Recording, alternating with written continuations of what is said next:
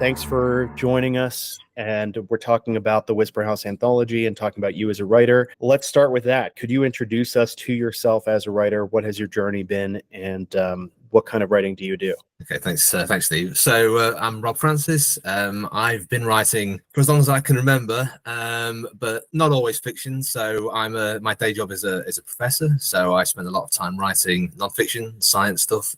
But I've always written fantasy as a hobby, essentially, since I was a kid. And then what happened was I got into my science work. I did my PhD and went off and became a university lecturer. Did lots of work writing various books and articles and so on. And then one day sat down to do some work and started to write a story instead. And since then, I've not really looked back. In my spare time, I've written quite a lot of different types of fiction, generally speculative fiction, so fantasy, sci-fi. But horror is the thing that I've always returned to. I've always been very keen to write horror fiction, and that goes back as far as I can remember as well. Some of my earliest readings were short stories of the sort of weird fiction type. So I've been writing really creative fiction for about 10 years at this point, and published stories in a range of magazines and anthologies and things. And it's a huge amount of fun. Thank you. Could you tell us, what are you reading, and can you offer any recommendations from your recently read shelf?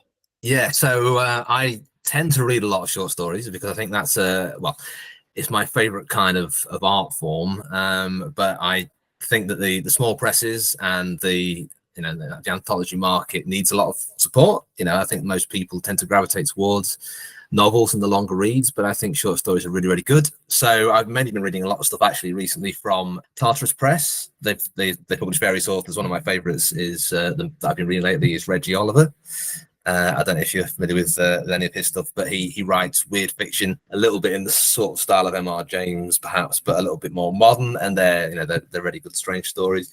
One of my favorite writers is Robert Aikman. So I like those sorts of stories that have something uneasy is beginning to happen and the world is slightly off kilter, and that becomes a situation that is gently horrific at first and then gets more and more unreal as time goes on. So I like a lot of that kind of fiction. So Reggie Oliver's a good example of that. Brian Evenson, I'm a big fan of. Thomas Degotti, Brian Hodge, Laird Barron, a lot of those writers really appeal to me. So I've been reading a lot by them recently, and also a lot of the anthologies that Ellen Datlow puts together, that they're really good. The best horror of the year and those sorts of things. Yeah, they're a really good starting place for a lot of this stuff. Have you spent any time with the Stoker Award nominees? There was a list for the Stoker Award this year, some really good anthologies, collected fiction in that category. That Jordan Peele's collection, Out There Screaming, won the Stoker. Yes. And Never Whistle at Night was another one that got a nomination. There were a few others on the list, of course. I just ordered those in the last 2 weeks. Short stories are easily digestible, and yet they're also jam-packed with meaning, and I mean, they have to be. Absolutely. You can put a huge amount into a short story, and they have to be so finely honed because they are trying to present a whole world in a very, very short word count. So I really like that. Yeah, I mean, like Ray Bradbury, for example, is a classic example of that. As a kid reading Ray Bradbury stuff, the amount of ideas, character development, plot, everything that you can get into a short story if it's well done, it's brilliant. I haven't read the Jordan Peele collection yet, but I will read that because that's definitely on the pile. You mentioned Bradbury. I don't know if you saw our list of contributors, but Ray Bradbury's authorized biographer is on our list. Okay. Yeah, I looked at the list, but I didn't realize that was okay, that's great. Yeah, it's a good list. It's a good collection. There's a few names. We have quite a lot of so there are 35 authors, huge diversity of views and different sorts of stories, all of which really fit this cost of living, psychological, social, and suburban horror theme really well. Speaking of, can we talk about your story, Home Comforts, right? Yes. And could we talk about, maybe without spoiling the story, maybe folks are interested in where the ideas came from, basically a general premise of the story that you might introduce to us? The story sort of originates from a guy who is sort of disenfranchised, doesn't really have a great deal in monetary terms or, sort of as a stake in society or anything like that. He's kind of quite desperate, and then he finds an unabandoned industrial estate, a house, which seems to be, a very Nice house with lots of nice stuff inside it, and a very happy guy that lives there. And so he sort of thinks this might be a place that actually, he could easily rob to get some assets from. And it kind of unfolds from there, really, and that obviously everything's not quite as it seems.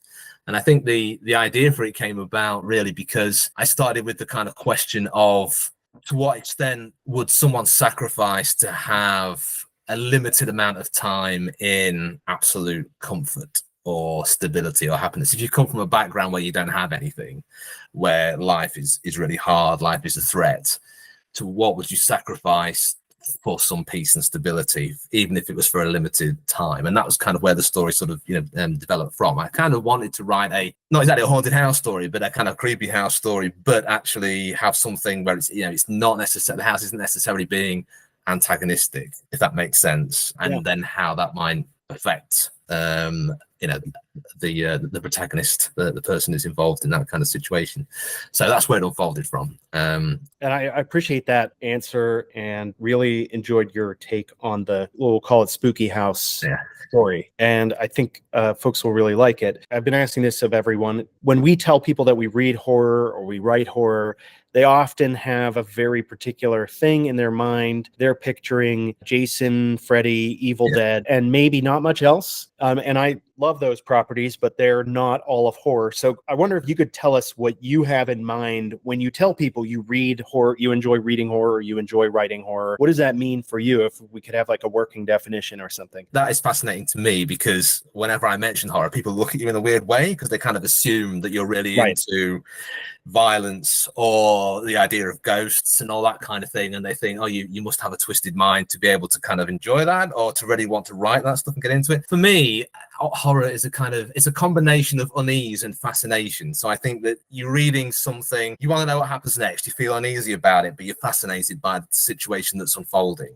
And I think with any kind of fiction, you're investing in that character that you're reading about. And I think horror is there, it's a kind of a cathartic thing almost, because you're not that character. So you can take a back seat and kind of see what's going to happen to this character and how things are going to unfold without having to take the risk of actually kind of getting into that yourself. And I think that when you emerge from the horror experience, and you hopefully feel a bit better because you're not in that situation anymore, depending on to the extent you've identified with that character. So yeah, for me, it's the kind of weirdness of the situation. It's not necessarily, I mean, I like all the kind of, I'm not a big fan of splatterpunk, but I like things like Joe Lansdale and some of Lead Baron and stuff that's quite noirish and it's got violence in it and all that kind of stuff. But for me, it's the unsettling nature of horror, where things can just start to go slightly awry, and then before you know it, the world is out of kilter and you're not quite sure what's kind of happening and how it's going to resolve itself.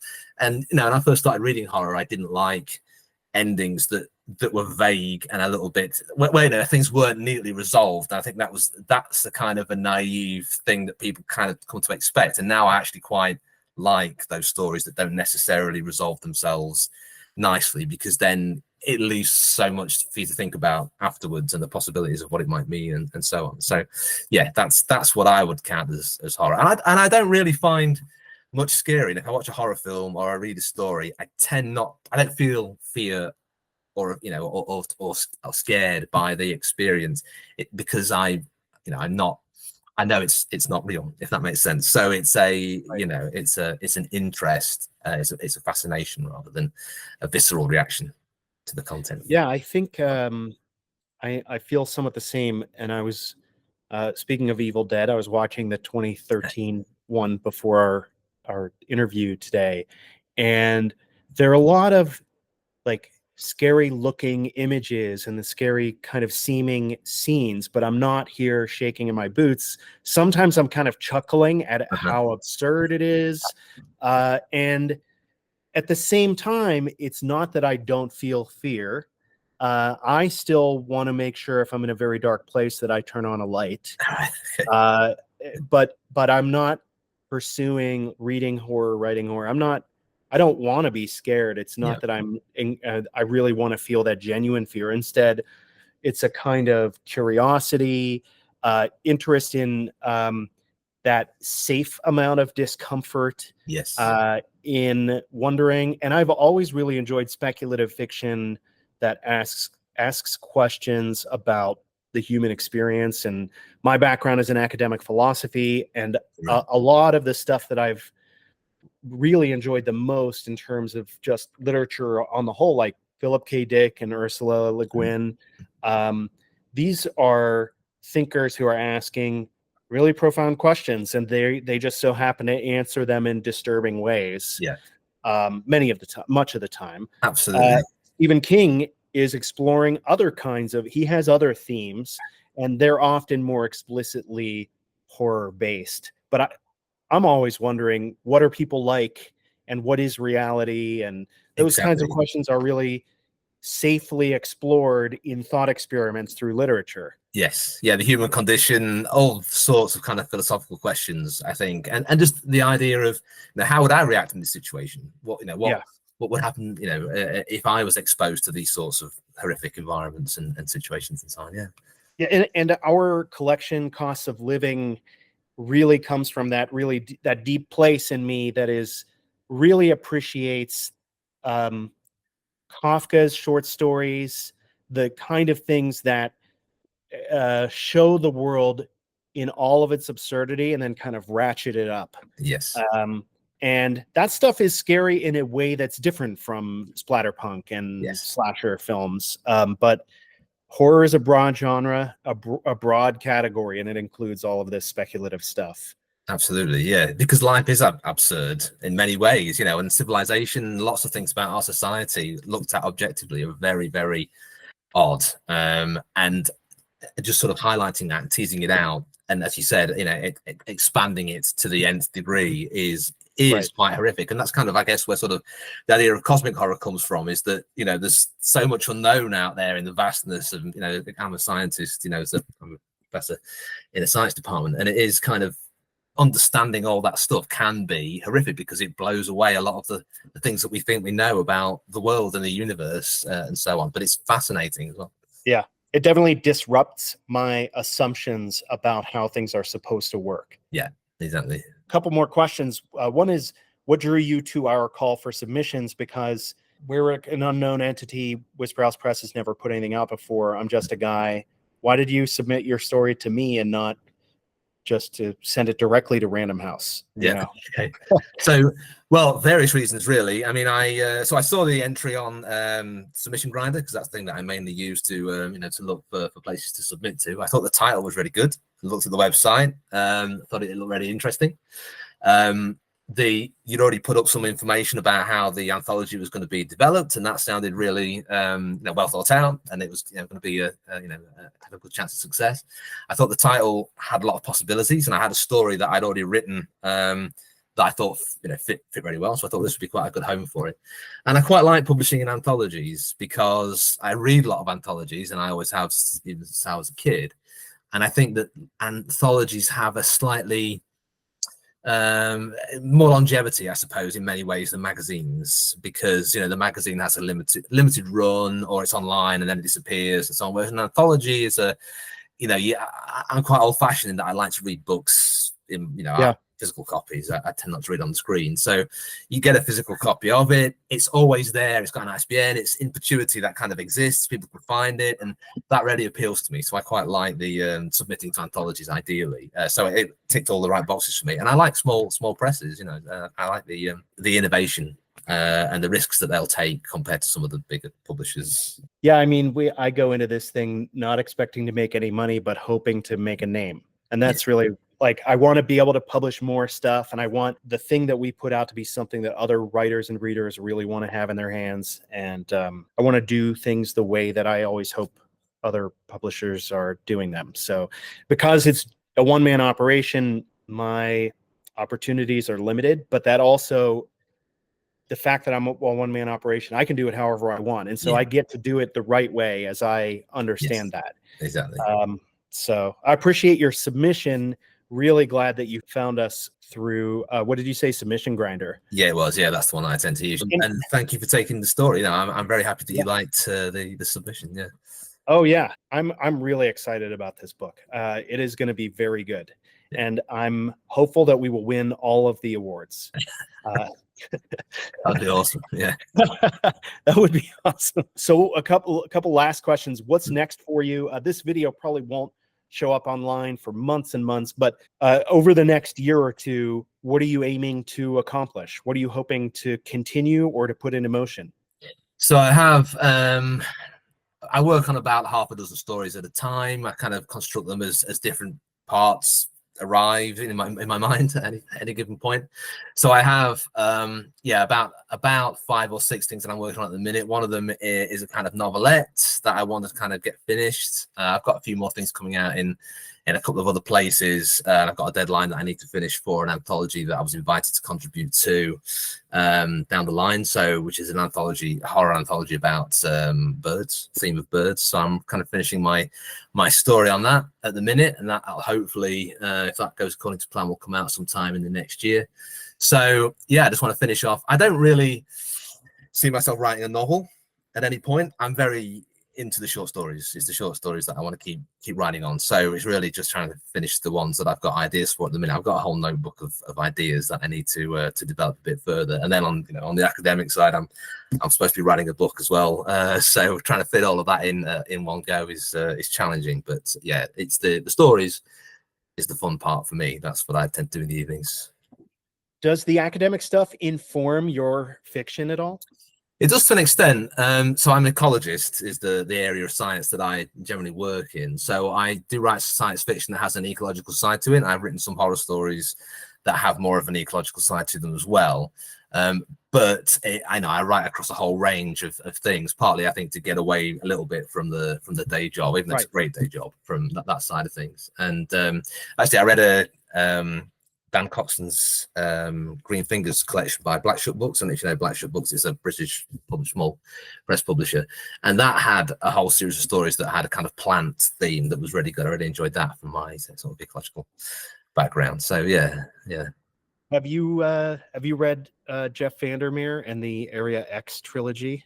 Some of that, yeah, not all of it. I've read parts of it, and I've had that recommended to me by various various colleagues who are also into science fiction writing. Yes, I'm a fan. And when it comes to weird fiction, he's the guy. And his craft book, he edited a book, wrote and edited a book on craft called Wonder Book, and it might be the best craft book I've ever read, and it's beautiful, and the illustrations are really cool. And okay, I'll check that out. I haven't seen that. Yeah. Born is another one. Born was the first one by Vandermeer that I read, and it's kind of like a post-apocalyptic environmental horror type landscape. And the thing that attracts me to his writing, and it really hit me about Born, is that about 100 pages in, I realized the narrator, had not described any of her surroundings at all, and yet I could picture everything fairly clearly. And when an author can really show, not tell in that way, with that level of effectiveness, I'm always going to be impressed. And I have to say, about 100 pages in, I realized I had never read anything like it before. And it wasn't just experimental fiction. It wasn't just novel for the sake of novelty. It was a really good story and really expertly written. And then that feeling extended into that Area X trilogy, although Born really was what turned me into a Vandermeer proselytizer.